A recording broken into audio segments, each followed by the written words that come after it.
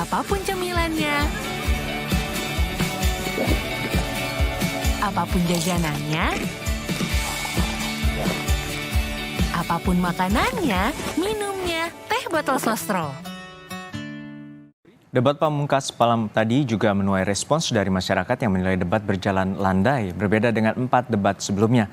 Berikut sejumlah komentar yang hadir dari masyarakat pasca debat terakhir Capres-Cawapres 2024. Agak kurang panas ya kalau menurut aku. Jadi kemarin dari Capres lebih main aman gitu. Jadi kurang ada yang agak ofensif yang diinginkan sama netizen gitu kalau menurut. Ibarat lomba lari, sprintnya udah kemarin ya. Kemarin tinggal tadi malam itu tinggal cooling downnya aja. Nggak ada yang namanya saling gimmick, nggak ada yang sering nyerang, nggak ada. Jadi buat saya sih kemarin yang tadi malam itu lebih cenderung menenangkan seluruh paslon dan juga masyarakat yang ada.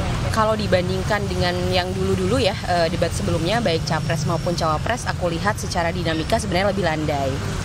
Entah apakah kemudian karena buktinya melalui saya setuju selalu begitu.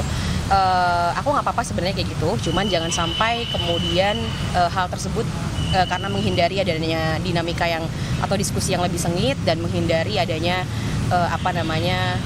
sentimen dari pasca debat gitu aja. Karena opininya berbeda dengan opini populer aja.